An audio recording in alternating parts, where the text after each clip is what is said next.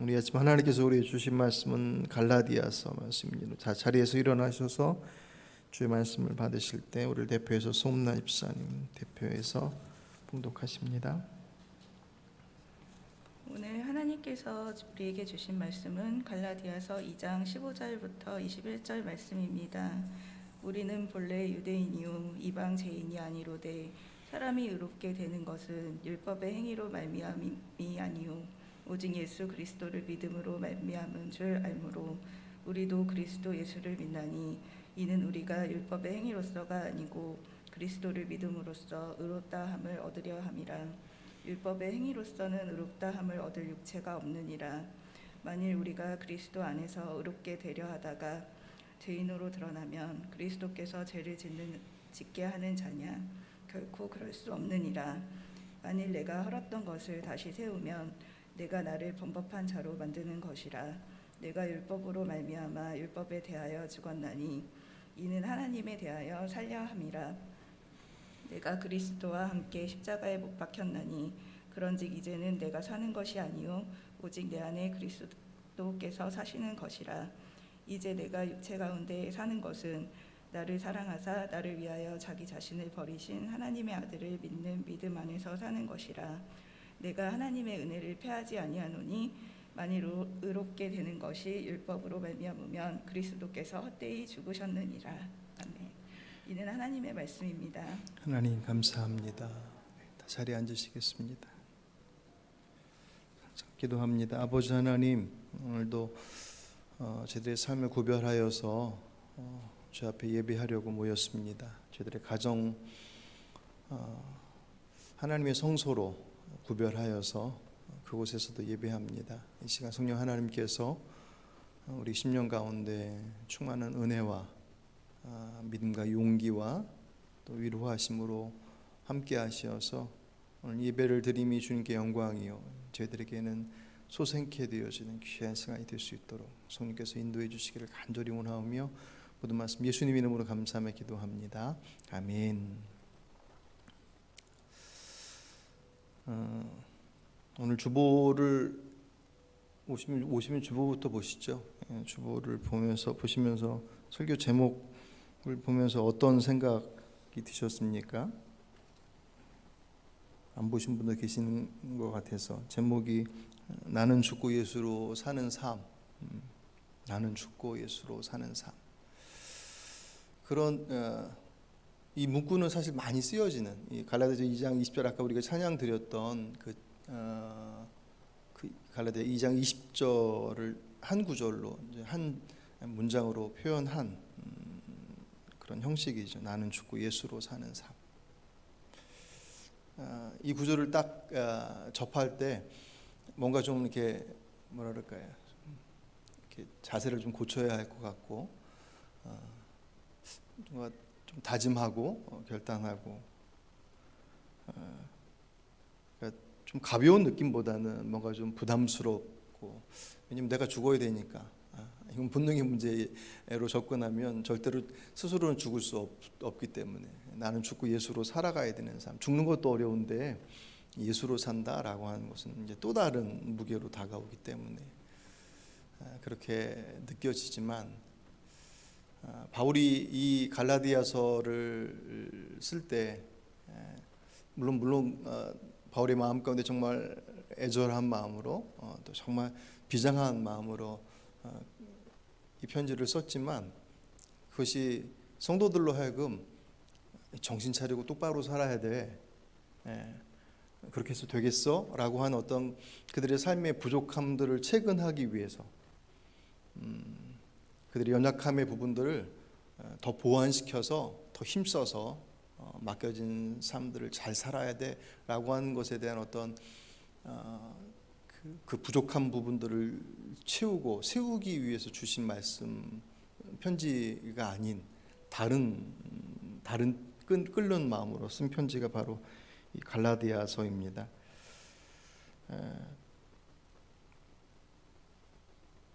지금도 그렇지만 그때 당시에도 주변에 이단들이 참 많았어요. 물론 그 시대마다의 특징들이 좀 다르긴 하지만 어쨌든 이제 결론은 이단으로 인한 영향, 그로 인해서 미혹되어지고 끌려갔을 때 오는 문제는 그의 신앙에 아주 심각한 문제를 초래합니다.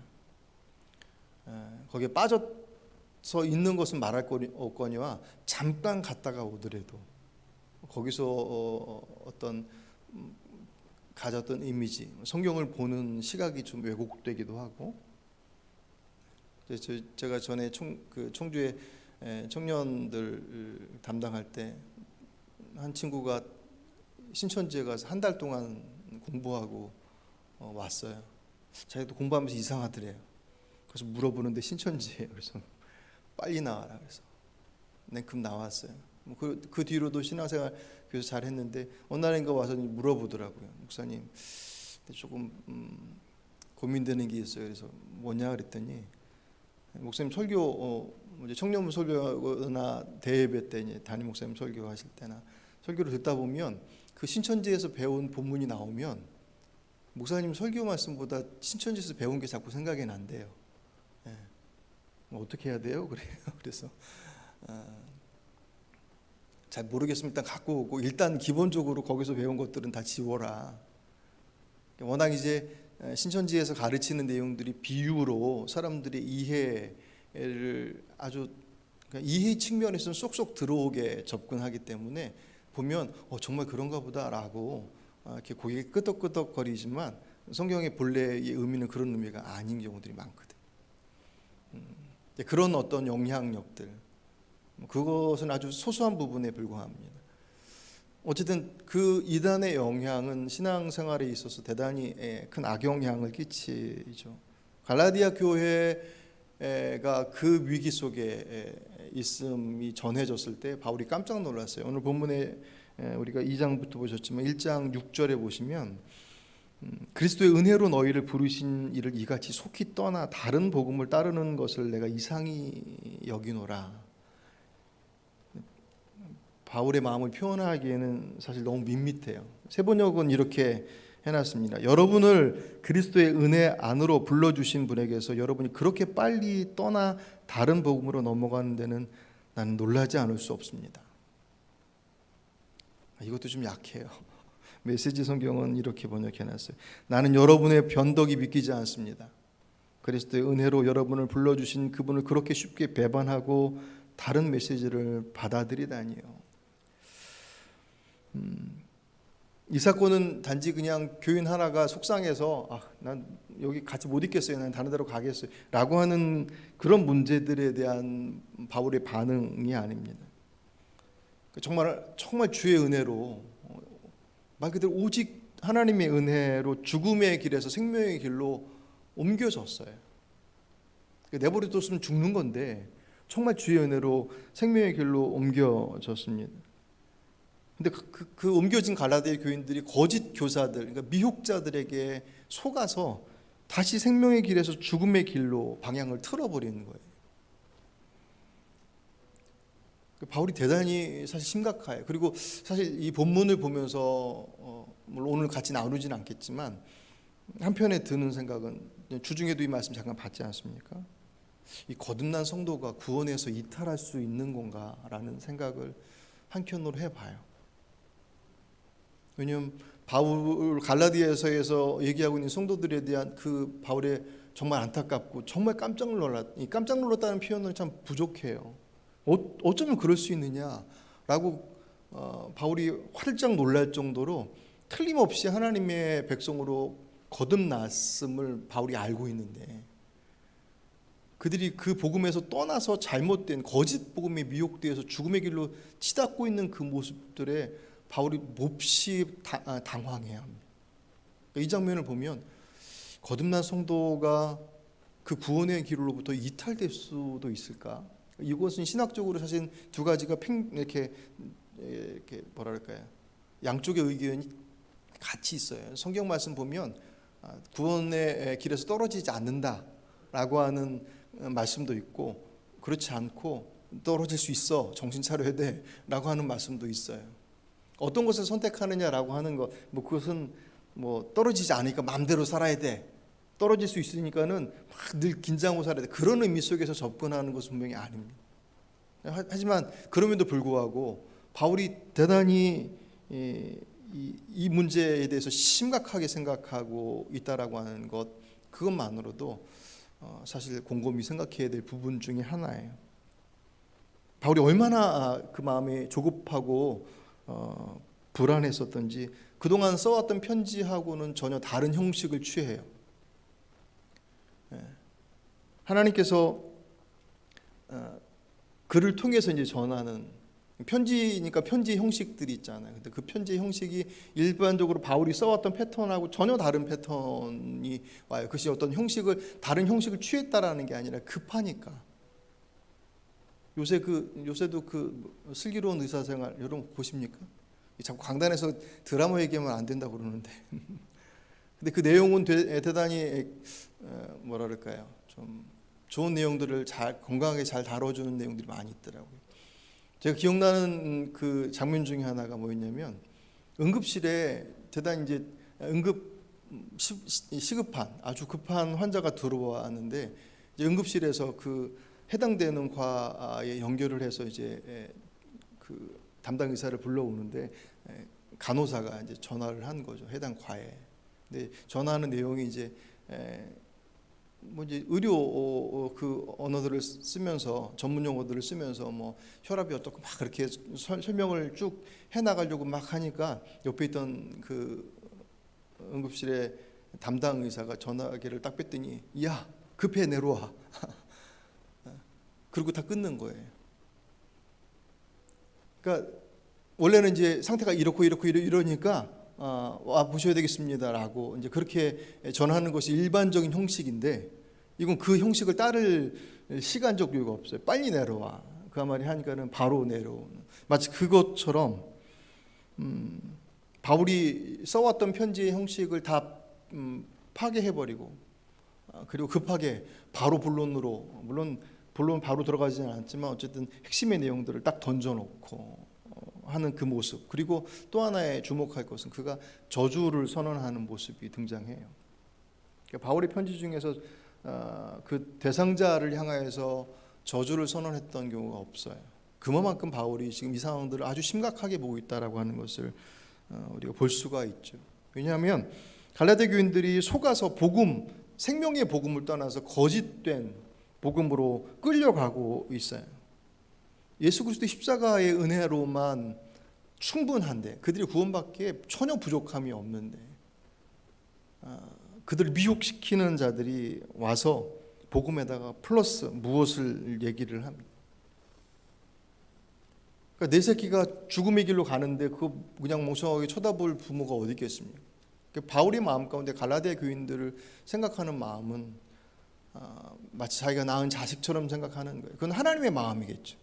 그죠? 바울에게 주신, 바울이 가지고 있는, 바울을 통하여서 하나님의 마음이에요.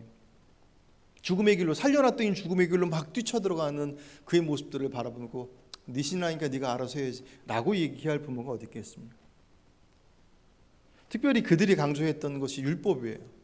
그러니까 예수 십자가를 통하여서, 예수님이 이미 십자가를 통해서, 그 십자가의 죽음을 통해서 우리의 구원의 문제를 완전히 해결해 놓으셔서 정말 그것을 받아들이고 믿음으로 받아들이고 그 길을 가겠다라고 주님 앞에 선언하면, 인정하면, 영접한다고 표현하죠. 그러면 전혀 부족함이 없어요. 그 어떤 것들이 그 구원을 이루는 데 있어서 더해질 것이 하나도 필요하지 않습니다.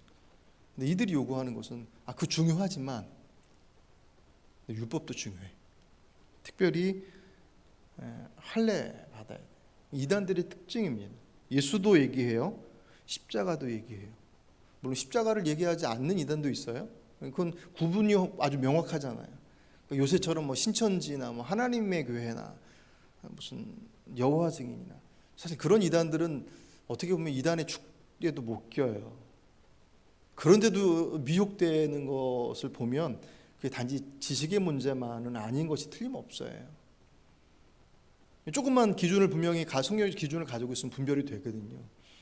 그런데 그들에게 있어서 그렇지 않고 예수도 얘기하고 십자가도 얘기해요. 구원도 얘기를 해요. 그런데 그게 핵심이 아니에요. 그거 말고 이것도 있어야 돼. 근데 그게 더 중요해. 그들을 미혹했던 거짓 교사들, 뭐 율법주의자라고도 얘기하고 여러 가지 표현을 합니다. 어쨌든 그들에게 있어서는 율법을 지키는 것 대단히 중요하고 특별히 할례를 얘기하는데, 아니 그렇다고 해도 그 얘기를 했다고 해서 거듭난 그리스도인들이 그 얘기에 혹해서 넘어간다라고 하는 것이 바울이 말하는 것처럼 도대체 왜 그런 거야? 라고. 근데 그 정황을 봤더니 유대인들로 인한 그 이방인들, 비그리스도인들, 아니 비유대인들이죠. 이 그리스도인들을 포함한 이방인들, 특별히 이제 그리스도인들이 그 집중 대상이 되는 거죠. 박해의 대상이 되었으니까. 그들을 그 핍박의 강도가 점점 강해지고 확장되어지고 있었을 때 이 거짓 교사들이 가지고 들어갔던 미끼가 뭐였냐면, 할례를 받으면 그 핍박으로부터 벗어날 수 있어 라고 하는 것이 그들에게 있어서 미혹의 고리와도 같았어요. 그러니까 사실 고난의 문제, 핍박의 문제를 결코 쉽게 얘기할 수는 없어요.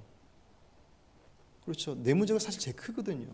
근데 그것이 신앙 안에서 그들이 하는 말에 이렇게 솔깃한 거예요. 저들이 예수도 말하고 구원도 말하고 십자가도 말하는데 율법, 그 율법 원래 하나님께서 원래 주셨던 거잖아. 그리고 이스라엘 백성들이 할례는 난지 8일 만에 할례 받음으로 인해서 하나님의 백성이 된 것에 대한 증표로 삼았잖아. 그거 다 이미 그 말씀 안에 들어있는 것인데, 예수 믿고 그 십자가의 은혜로 인하여서 대속의 은혜를 받아들이는 거 오케이, 중요하지만 그렇다고 해서 예전 것을 버려서 되겠어? 라고 다가온. 근데 그 다가옴에 손길을 내밀었던 그 할례라고 하는 그것이 지금 당장 대단히 위협적인 핍박으로부터 자신을 지켜나갈 수 있는 길이 된다라고 하는 것이 갈라디아 교인들에게 있어서는 미혹이 대단히 큰 그 역할들을 했던 것 같습니다. 그것을 위해서 복음을 왜곡시키고 그 복음을 전했던 바울을 끌어내려요. 진짜 사도 맞냐? 그 사람이 전하는 거 좀 이상하다. 예수를 강조하면서 왜 율법, 하나님께 주신 말씀을 자꾸 버리라고 하느냐? 그가 전하는 구원은 값싼 구원이다. 그런 식으로 그들의 모습들을 뒤흔들어 놓습니다. 거기에 그들이 홀라당 다 넘어가 버려요. 바울이 그 소식을 듣고 나서 편지를 통해서, 당장 가지는 못하고 편지를 통해서 그들을 설득합니다. 자신이 주께로 돌아오는 그 모습, 그리고 경험했던 사건들, 그와 관련된 사건들을 소개하면서 그들을 설득해 나가는데, 오늘 갈라디아서 2장에서 우리가 오늘 본문의 내용은 원래 11절부터 24절까지 쭉 이어져, 21절과 이어져 가는 것인데, 앞에 10절까지 내용은 예루살렘에서의 사건을 소개를 해요. 거기서 바울 자신이 전한 복음과 바울 자신이 사도로 부름받은 것, 그것을 예루살렘에서도 인정했다. 그러니까 너희들이 생각하는 것처럼 내가 전한 복음이 잘못됐거나 내가 사도가 아니라고 얘기하는 그들의 그 거짓 사도들의, 거짓 교사들의 그 미혹은 잘못된 것이다라고 하는 것을 설득하기 위해서 예루살렘에 있었던 사건을 소개를 합니다. 그리고 나서 이제 오늘 본문 11절부터의 내용이 이제 배경이 바뀌어요. 이제 안디옥 교회로 장소가 바뀌어지면서 그곳에서 하나의 사건을 소개를 하는데, 베드로 사도가 그 안디옥 교회에 방문했다가 어떤 사건으로 인해서 많은 사람들, 그 안디옥 교인들이 있는 공개석상에서 베드로가 책망을 받습니다. 바울에 의해서.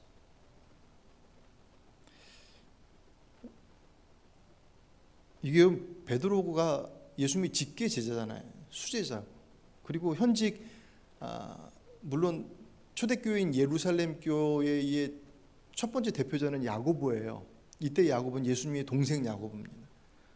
함께 사역했었던 야고보 사도는 제일 먼저 순교당해서 죽었잖아요. 그리고 나서 이제 등장하는 야고보는 다 예수님 동생 야고보인데, 야고보, 요한, 베드로 모두 다 초대교회였던 예루살렘 교회의 가장 핵심적인 지도자였습니다. 말씀드렸던 것처럼 베드로는 개인적으로 예수님의 직계 수제자로서의 모습을 갖고 있었습니다. 그런데 그를 개인적으로도 아니고 많은 사람들 앞에서 공개적으로 책망했어요. 바울이.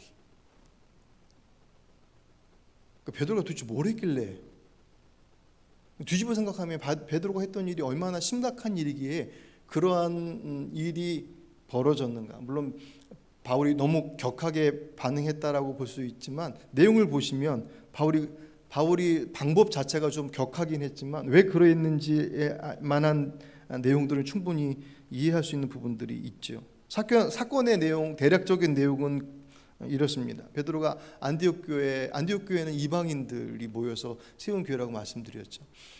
그 교회 방문해서 함께 교제했어요. 이방인들도 주님의 은혜 가운데 구원받을 수 있고, 베드로가 제일 먼저 이방인들에게 복음을 전해야 하는 것을 하나님께로부터 직접적으로 계시를 받고 고넬료의 가정에 가서 성령께서 임하시는 것을 보면서, 야, 하나님께서 이방인에게도 복음을 전하시는구나 라고 하는 것을 제일 먼저 목격했던 사람, 제일 먼저 전했던 사람이 베드로예요. 그가 안디옥 교회에서 안디옥 교인들과 함께 교제를 했습니다. 가서 잘 지냈었는데 예루살렘의 지도자인 야고보가 사람을 보냈어요. 근데 그 사람들이 도착하고 나서 베드로의 태도가 싹 변했습니다. 교제하던 것을 다 끊고 돌아서 버렸어요. 그냥 쉽게 표현하면 밥 먹다가 사람들 오니까 밥 숟가락 딱 놓고 돌아서 버리는 거예요. 여태까지 잘 지내다가. 쉽게 표현해서 그렇다는 거예요. 그것을 보고 있었던 다른 유대인들도 숟가락 놓고 나갔고, 심지어는 바나바까지도 그 자리를 떠버립니다. 바나바는 안디옥 교회 담임 목사예요. 그러니 바울이 어쩌면 그럴 수 있냐, 그렇게 한 행동의 이유가 도대체 뭐냐라고 하는 것을 볼 때 12절 말씀을 보시면, 12절, 야고보에게서 온 어떤 이들이 이르기 전에 게바가 이방인과 함께 먹다가 그들이 오매 그가 할례자들을 두려워하여 떠나 물러가며, 여기 보면 할례자들을 두려워하여 떠났다고 그랬습니다. 여러분도 아시겠지만 이스라엘 사람들이 이방인에 대해서 대단히 배타적입니다. 만나는 것은 말할 거니 없거니와 그들과 관계하는 것에 대해서 아주 극도로 경계하죠. 율법적인 내용들 속에서도 요구하고 있는 것도 있고, 특별히 식사를 같이 하는 것은, 이스라엘 문화, 유대인들에게서 식사를 같이 한다는 것은 그냥 밥을 같이 먹는 게 아니라 이거는 그하고 친밀한 관계에 있다라고 하는 것을 의미해요.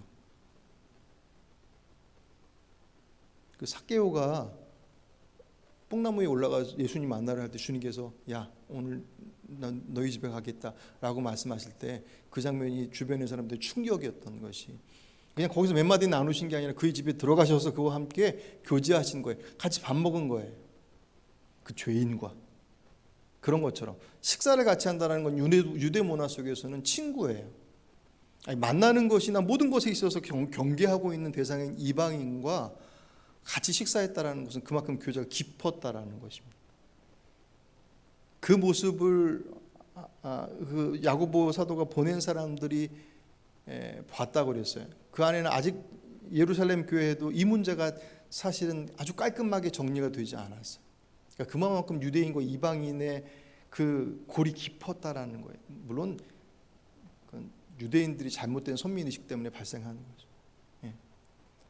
다 이해는 했어요. 은혜로 그 모든 것들이 다 똑같다라고 하는 거. 근데 그들이 살아왔던 방식과 묻어왔던 그들의 문화적인 어떤 습관들이 여전히 껄끄름한 거예요. 거기다 거듭나지 못한 일반 유대인들이 눈에 불을 켜고 쳐다보고 있었기 때문에 모든 것들이 지금 어색하죠. 정확하게 똑같이 대비되지는 않지만 우리나라 기독교 초기 역사 때 복음이 들어와서 사람들이 거듭났을 때 그 비슷한 고민 중에 하나가 뭐냐면, 같은 교회 왔는데 양반과 상놈이 같이, 상놈이라고 표현하면 좀 그렇지만 신분의 차이가, 그때 조선시대에 있었던 신분의 차이가 있었잖아요. 같은 교회 안에 양반이 있었고 평민과 노비가 같이 있었어요. 그것에 대한 것을 해결하기 위한 과정들이 필요했던 것처럼 초대교회도 갈등의 모습들을 해결하는 과정 속에 있었어요. 그런데 안디옥 교회는 아예 이방인 교회이지 않습니까? 거기에 그렇게 같이 교제하고 있는데 유대주의 율법에 더 민감한 이들이 와서 본다라고 하는 것은 바울에게 있어서 베드로에게 있어서 그리고 다른 유대인들에게 있어서는 대단히 치명적인 문제가 될 수 있다라고 하는, 그것 때문에 두려워서 그 자리를 떠났다라는, 충분히 이해가 되죠. 그런 면에 있어서 그게 이제 전통적인 해석이었어요. 그런데 저도 그걸 보면서 그 얘기를 들으면서 그럴 수 있죠. 뭐 그 상황이 그렇게 민감한 사안인데 그것에 또 연루되어진다고 하는 것은 대단히 복잡하고 또 어려우니까, 단지 그냥 그게 인간적으로 얽히는 정도의 문제가 아니라 신앙적인 부분 속에서 지금 박해가 막 가중되고 있었던 시기였었기 때문에 충분히 그럴 수 있다라고 생각하는데, 그런데 그 대상이 베드로였고 바나바였다라고 하는 것에 있어서는 조금 그 해석이 좀 믿op지 않은 거예요. 왜냐하면 베드로가 예전에 겟세마네 동산에서 도망가던 그 베드로가 아니거든요. 과연 이 상황이 그렇게 율법주의자가 됐던 할례자들이 와서 절대로 이방인하고 함께할 수 없는, 같이 식사하고 교제하고 있어? 라고 하는 것 때문에 당하게 될 개인적인 어떤 핍박과 어려움, 그것을 두려워해서 베드로가 그 자리를 떴다? 예전에 베드로였다면 충분히 그럴 수 있는데, 지금의 본문상에서의 베드로의 그 시점은 이미 훌쩍 지나갔어요. 베드로가 죽음이 두려워서 그 자리를 피해 갈 만큼 그렇게 아직도 어린 신앙은 아니었어요. 또 하나는 아까 말씀드렸던 것처럼 바나바는 안디옥 교회 담임 목사예요. 자기 교인들하고 식사하고 있었는데 저쪽 예루살렘 교회에서 그 율법에 아주 민감한 사람이 왔다고 해서 그 사람 때문에 식사하고 있던 자리를 툭 놓고 나가버린다. 바나바의 위치나 바나바가 가지고 있던 성품이나 그가 가지고 있던 신앙의 모습과는 사실 어울리지 않는 행동이에요. 그래서 요새는 새롭게 이제 해석되어진 게 그거예요. 야고보 사도가 보낸 사람이 그 사람들 때문에, 그 사람들이 두려워서가 아니라 야고보가 보낸 사람이 그 사람들을 통해서 전한 소식이 있었다는 거예요. 당시 AD 40년경에 예수님 십자가 승천하시고 난 이후에 이제 채 10년이 되지 않았던 그때의 유대 안에서, 팔레스타인에서 있었던 분위기들은 비로마, 반로마, 반 그리스도인, 그러니까 유대주의가 아주 강력하게, 그래서 그 유대인들이 예루살렘 교회를 아주 주목하고 보고 있었던 때였다라는 거예요. 거기다가 안디옥 교회에서 들려오는 소식들이, 그곳에서 유대인과 비유대인, 이방인들이 교제한다는 소식들이 예루살렘에 있는 유대인들에게 전달되어지면서 핍박이 가중돼, 예루살렘 교회에 대한 핍박이 가중되기 시작했다. 그래서 야고보 사도가 지금 상황이 좀 어려우니까 교제하는 것을 조금 좀 이렇게 자제하자, 그 소식을 전했을 것이다라고 봐요. 베드로가 그 얘기를 듣고 그래야 되겠네요 라고 판단하고, 바나바나 다른 유대인이었다 그리스도인으로 된 그들도 그런 선택을 했을 것이다. 왜냐하면 그 선택은 단지 자신들이 맡게 될 어떤 위기 때문이 아니라 그 모습들 때문에 미쳐질 예루살렘 교회에 들어갈 어떤 핍박에 대한 것들을 염려해서 한편은 배려한 거죠. 그렇게 해서 선택한 것이지 않겠느냐라고 하는 다른, 하지만 훨씬 더 우리가 알고 있는 베드로나 바나바의 모습을 생각한다면 훨씬 더 설득력이 있는 그런 내용이죠. 근데 중요한 것은 이게 그들이 개인적인, 첫 번째 소개해드렸던 개인적으로 그들이 두려워서 그 자리를 그냥 모면했던 것이든, 아니면 두 번째 소개해드렸던 것처럼 그 상황에 대한 부분들을 잠시 모면하기 위해서 예루살렘 교회 핍박을 좀 이렇게 막기 위해서 배려하고 생각한 차원에서 했던, 어떤 선택을 했던지 그들의 의도와 상관없이 그것부터 나타난 결과는 아주 심각한 결과를 초래했다라고 하는, 그것 때문에 바울이 그렇게 많은 이들 앞에서 공개석상 가운데서 베드로를 책망했다라고 하는 거예요. 그건 앞에서 얘기했었던 것과 같은 내용들이에요. 말씀드렸던 것처럼 그리스도의 십자가를 통하여서 구원을 이룬다라고 하는 그 복음의 가장 중요한 핵심, 그것 외에 다른 것들이 하지 않은 상황 속에서 율법주의자들은 끊임없이 다른 것들을 붙이고 있어요. 그리고 그것이 없으면 안 된다고 얘기하고 있는 상황 속에서 베드로와 바나바의 행동은, 그들의 마음은 정말 예루살렘 교회를 생각해서 한 배려에 의한 좋은 마음으로 했던 것이지만 그 행동이 다른 이들, 특별히 안디옥 교회나 다른 이들로 하여금 잘못된 메시지를 줄 수 있다라는 거예요. 어떤 의미인지 아시겠죠? 나는 정말 좋은 마음으로 그들에게 배려한 건데 그 배려한 행동이 그 상대방에게는 잘못된 메시지로 전달됐어요. 바울이 베드로와 바나바가 어떤 마음을 가지고 그 자리를 피했는지를 몰랐겠습니까? 알았을 거예요. 그리고 그래서 공개석상에서 문제 제기를 한 것은 단지 베드로를 핀잔 주기 위한 것이 아니라 지금 이 상황이 얼마나 중요한 것인지에 대해서 함께 공유할 것에 대한 부분들이 그 안에 함께 포함되어 있습니다. 그 사건에 대해서 베드로의 반응이 나오지 않아요. 아마 베드로는 잘 받았을 거예요. 바울이 많은 사람들 앞에서 베드로에게 얘기합니다. 14절, 당신은 유대 사람인데 유대 사람처럼 살지 않고 이방 사람처럼 살면서 어찌하여 이방 사람더러 유대 사람이 되라고 항의합니까? 아니, 당신 유대인이면서 유대인처럼 안 하고 이방인하고도 왔다 갔다 하면서 이방인한테 왜 유대인같이 살라고 얘기합니까? 그렇게 얘기해요. 그렇게 될 수도 없고 그렇게 돼서도 안 되는 것들인데 16절 같이 한번 보실까요? 16절에 있습니다. 사람이 의롭게 되는 것은 율법의 행위로 말미암음이 아니요 오직 예수 그리스도를 믿음으로 말미암는 줄 알므로 우리도 그리스도 예수를 믿나니 이는 우리가 율법의 행위로서가 아니고 그리스도를 믿음으로써 의롭다함을 얻으려 합니다.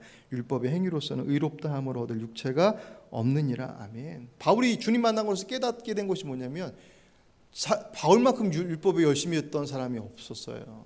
정말 특심이 있었던 사람이었습니다. 근데 해봤는데 안 되더란 말이에요. 그것이 바울의 한편에서는 아마 물음표로 계속 남겨져 있었을 거예요. 율법으로 구원의 자리를 가고자 그 정말 세밀하게 만들어진 것들을 끊임없이 지켜나가는데도 불구하고 그 안에서 주어지는 것은 율법을 잘 지켰기 때문에 오는 평안과 기쁨이 아니라 또 다른 짐이 끊임없이 다가오는. 왜냐하면 율법으로 구원받으려면 완벽하게 지켜야 되거든요. 100개를 지키든 1000개를 지키든 10,000개를 지키든 다 지키다가 마지막 무언가 하나 탁 걸려서 하나 못 지키면 그는 범법자가 되는 거예요. 그러니까 율법은 그에게 있어서 율법의 기능이 뭐냐면 율법을 지켜서 하나님의 나라에 갈 수 있다라고 하는 것을 준 답이 아니에요. 율법 자체가 너는 그걸 지킬 수 있는 능력이 없는 존재야 라고 하는 것을 알게끔 하는 것이 율법의 가장 중요한 기능 중에 하나입니다. 주님 만나기 전. 근데 율법주의자들은 그걸 지키면 갈 수 있다라고 얘기해. 아직도 복음 안에 들어가 있지 못했기 때문에 자신들은 다 지키고 있다고 착각하고 있었다. 그 상황들 속에서 바울이 깨달은 거예요. 내가 다 해봤는데 그거 아니야. 그러니까 율법주의자들이 뭐라고 얘기하면 17절에 얘기해요. 만일 우리가 그리스도 안에서 의롭게 되려 하다가 죄인으로 드러나면 그리스도께서 죄를 짓게 하냐? 이 무슨 얘기냐면 야, 구원을 이루는 데서 율법의 행위가 아니라 오직 주님의 은혜야 라고 얘기했더니 율법주의자들이 야, 그러면 율법 안 지켜도 된다고 그러면 마음대로 죄 져도 되겠네? 네, 율법이 없으니까. 그러면 오히려 너희들이 믿는 그 예수 때문에 죄인이 되는 거 아니야? 그 얘기가 17절에 얘기해요. 우리가 그리스도 안에서 의롭게 되려다가 죄인으로 드러나며 율법을 안 지키니까 율법에 제한이 없으니까 마음대로 해도 되겠네라고 하는 것이 어떤 죄들 져도 상관없겠네라고 하는 것을 그들은 이해가 아니라 그렇게 이제 찝고 들어가는 거죠. 논리적으로. 바울이 뭐라고 해요? 결코 그럴 수 없다. 결코 그럴 수 없다. 왜? 18절 만일 내가 헐었던 것을 다시 세우면 내가 나를 범법한 자로 만드는 것이야. 그거 율법으로 지킬 수 없다는 걸 내가 뻔히 아는데 왜 그 자리로 또 들어가겠느냐. 그거는 죄 짓는 것이다. 19절 내가 율법으로 말미암아 율법에 대해 죽었나니 이는 하나님에 대하여 살려 함이라. 무슨 얘기예요? 율법으로 행하는 것을 안 되는 걸 알았는데 그 소용없는 길에 내가 또 들어가겠냔 말이에요. 율법에 죽었다라는 것은 율법이 더 이상 나를 어떻게 할 수 없다라는 거예요. 이거 해야 돼, 저거 해야 돼, 그래야지 구원받을 수. 그 얘기 내게 아무 소용도 없다라는 거예요. 의미 없으니까. 나는 거기에 죽었어요. 무덤에 가서 정말 귀하십니다. 그런다 해서 무덤에서 반응할 것도 아니고 막 욕을 한다고 해서 무덤에 반응할 거 아닌 것처럼 율법에 죽었다라고 하는 것은 그로부터 도전되어지는 그 모든 것들로부터 무반응이에요. 왜? 소용없다는 걸 알기 때문에. 무엇으로 하겠다고요? 나는 하나님과의 관계 속에서. 그리고 나서 주어진 말씀이 20절 말씀입니다. 예수를 믿는다라고 하는 것은 두 가지입니다. 하나는 예수님께서 십자가를 통해서 우리들의 죄값은 사망이잖아요. 죽어야 되는데 그 죽는 내 죽음을 주님께서 대신 죽어주셨어요. 주님께서 십자가를 통해 대신 죽어주셨어요. 또 하나의 문제는 예수를 믿는다라고 하는 것은 하나님의 주권의 회복이에요. 원래 죄가 들어오기 전에는 하나님이 주인이셨던 세상이었잖아요. 주님께서 만드셔서 에덴 동산에 아담과 하와를 지으시고. 근데 그 안에 있었던 최초의 죄가 뭐였습니까? 선악과. 주께서 먹으면 안 돼 라고 얘기했던 그것을 먹는, 너무 배고파서 그냥 냉큼 따다 먹은 그런 실수의 사건이 아니라 주님의 주권에 도전한 거예요. 많이 들어서 아시잖아요. 에덴 동산 안에서 아담에게 금지된 것은 선악과 딱 하나였습니다. 모든 것들이 하나님의 위임된 권한 속에서 아담을 통해서 이 땅에 펼쳐지게끔 주께서 맡기셨어요. 근데 단 선악과 하나만 안 돼. 왜요? 아담은 그거 보면서 내가 하나님께 지음받은 존재지라고 하는 것을 확인할 수 있어요. 만약 그거 없었으면 아담은 자기가 창조주인 것처럼 착각했을 거예요. 주께서 아시니 그 기준을 딱. 죄의 본질은 내가 주인 되는 것입니다. 자기 중심성이. 구원받는다라고 하는 것은 이제 내가 내 마음대로 사는 것이 헛된 것이구나, 잘못된 것이구나라고 하는 것을 알고 나의 주도권을 그분 앞에 맡겨드리는 그것이 예수 믿는다라고 하는 두 가지입니다. 죄의 값이 해결되어지고 주권이 회복되어지는 그 이야기가 갈라디아서 2장 20절의 말씀입니다. 그 표현은 내가 죽고 예수로 산다, 끔찍한 것처럼 보이지만 그 사건은 나의 애로 인하여금 더 이상 죄의 종으로 살지 않고 죄의 종에서 하나님의 자녀로 옮겨졌어요. 죄인에서 의인으로 율법의 올무 안 지키면 죽는 거야 라고 하는 것으로부터 자유인으로 주께서 삼으셨습니다. 죽음에서 생명으로 옮기셨어요. 근데 그 자리를 다시 지금 거꾸로 들어간다고요. 지금 거꾸로 들어가려고 하는 이들에게 바울이 편지를 지금 절박하게 보내는 거지 않습니까?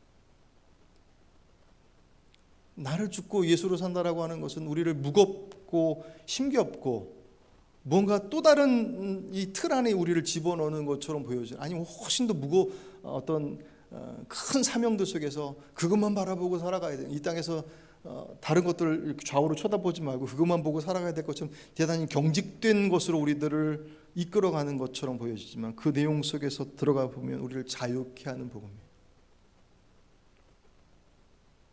우리가 그 은혜를 누리고 있어야만 합니다. 누리십니까? 나는 죽고 해봐서 다 알죠. 제가 늘 말씀드린 것처럼 우리 처음 예배 시작할 때 시편 127편 하나님께서 지켜주지 않으십니다. 하나님께서 세워주시지 않으십니다. 하나님께서 내 힘과 내 능력과 내 것으로 다 해봤는데 안 되는 거, 물론 잘 될 때도 있죠. 잘 되는 것처럼 보이는 것뿐이지만 잘 되는 것처럼. 근데 결국은 아닌 것을 알게 되죠. 그 내가 죽고 내 것이 아님을 인정하고 그 앞에 내려놓는 것. 더 이상 무기력하고 무능력한 나의 모습에 휘둘려 살아가지 않고, 그러니까 내 마음대로 사는 것처럼 보이지만 가만히 보면 누군가의 종이 돼 있어요. 쾌락의 종이 돼 있다. 돈의 종이 됐든 아니면 무엇의 종이 됐든 종이 됐다라는 건 하기 싫은데 끌려가는 거예요. 내 마음대로 막 하는 것처럼 보이지만 가만히 보면 끌려다니, 여기 이리 끌려다니고 저리 끌려다니고, 이것을 위해서 생명이 아닌 것을 위해서 생명을 자꾸 포기하고 그쪽으로 가고 있어요. 그게 종된 것입니다. 내가 죽는다라는 것은 그것부터 끊어졌다라는 것입니다. 그리고 예수로 사는 거예요. 율법이 없으니까 아까 그 17절에 그들이 얘기했던 것처럼, 야, 율법이 없으니까 너희들 마음대로 살아서 다 망가지겠네? 아, 천만에요. 누구로 산다고요? 우리 예수로 살아간다. 그래서 귀 기울이는 것입니다. 더 이상 우리들이 이 성경의 말씀 속에서 나타난 율법의 내용들이, 규정되어진 것들이 이거 해야 돼, 하지 말아야 돼라고 하는 것이 우리들의 모습들을 더 풍요롭게 만들어가니, 그렇기 때문에 절대로 그렇지 않습니다. 그러니까 그 말씀을 좀 더 쉽게 이해하려면 부모 자식으로 딱 보면 되게 이해하기가 편해요. 물론 아직 아직 어린 하랑이 어디 있어요? 방황하고 돌아다니는구만. 이제 자기 주장이 아주 점점 강해지고, 싫어 안 해 뭐 막 그런다고 그러더라고요. 좀 더 크면 이제 분명하게 자기 의지를 표현하고 하게 되면 이제 조금 더 이제 뭐라 그럴까요? 야가지죠. 엄마한테 아빠한테 뭘 얻기 위해서 뭔가를 하려고 하는, 그러니까 내 것을 얻기 위해서 잘하려고 노력하는. 신앙생활도 그렇게 출발할 수 있어요. 주님을 믿는다라고 하는 것이 주의 마음보다는 내 마음, 하나님 내 지금 이렇게 어려워요, 그거 하나님 앞에 아뢰는 거, 그거 주님께서 그거 잘못됐다라고 얘기하지 않으셔. 근데 그건 과정이에요. 사람이 살다가 철이 들면 부모에게 뭔가를 얻을 것이 아니라 부모가 내게 뭘 원하는 것일까, 뭘 원하시나라고 하는 것을 보죠. 믿음이 깊어지면 그분은 내가 원하는 것을 들어주시는 분에서 그분이 원하시는 게 뭔가라고 하는 것으로 바뀌어지는 것이 믿음의 성장의 아주 분명한 모습들이에요. 자유케 되어진다라는 것은 내 마음대로 한다라는 것을 의미하지 않아요. 왜? 나는 죽었는데, 이미 십자가에 못 박혀 죽었는데 내 안에 그리스도를 따라 살아가는, 그리스도를 믿는 믿음 안에 사는 것이다. 그 말씀을 따라 살아가는 삶이다. 뭐든지 가능해. 그것을 바울이 고린도 교회에도 워낙 문제가 많았지 않습니까? 고린도 교회에 보낸 편지에서 이렇게 설명해요. 고린도서 9장 19절 화면에 뜨죠? 좀 길지만 이 말씀 보고 마무리 좀 짓게요. 고린도전서 9장 19절, 나는 어느 누구에게도 얽매이지 않는 자유로운 몸이지만 많은 사람을 얻으려고 스스로 모든 사람이 종이 되었습니다. 나는 자유합니다. 그런데 나는 다시 종이 됐습니다. 죄의 종이요? 아니요. 쾌락의 종이 아니요. 무엇을 위해서? 많은 사람을 얻으려고 모든 사람의 종이 되었습니다. 어떻게? 20절, 유대 사람들에게는 유대 사람을 얻으려고 유대 사람같이 되었습니다. 율법 아래에 있는 사람에게는 내가 율법 아래에 있지 않으면서도 율법 아래에 있는 사람을 얻으려고 율법 아래에 있는 사람같이 되었습니다. 어떤 의미인지 아시죠? 그 자유한 사람이 율법 아래에 있는 사람을 얻고자, 나도 율법 지키는 사람이야, 나도 율법 아는 사람이야, 나도 말씀 가운데 살아가고 있어. 21절, 율법이 없는 사람, 없이 사는 사람들에게는 내가 하나님의 율법이 없이 사는 사람이 아니라 그리스도 율법 안에서 사는 사람이죠. 이것을 말하는 그리스도 율법은 그리스도의 법이죠. 하나님의 말씀. 이 율법과 하나님의 말씀이 똑같이 같은 말씀이어도 내가 주체가 되어서 지키려 할 때는 율법이 되어진 것이고, 내가 죽고 그분으로 살아가는 속에서 말씀으로 다가오면 그 율법은 하나님의 말씀, 생명의 말씀으로 바뀌어지는 거예요. 똑같은 말씀. 그것을 얘기하고 있습니다. 나는 율법이 없는 사람이 아니라 그리스도 율법 안에 살아가는 사람이지만 율법 없이 사는 사람들을 얻으려고 율법 없이 사는 사람같이 되었습니다. 믿음이 약한 사람에게는 약한 사람들을 얻으려고 약한 사람이 되었습니다. 나는 모든 종류의 사람에게 모든 것이 다 되었습니다. 그것은 내가 어떻게 해서든지 그들 가운데 몇 사람이라도 구원하려는 것입니다. 나는 복음을 위하여 이 모든 일을 하고 있습니다. 그것은 내가 복음의 복에 동참하기 위함입니다. 아멘. 예. 바울의 자유를 보셨습니다.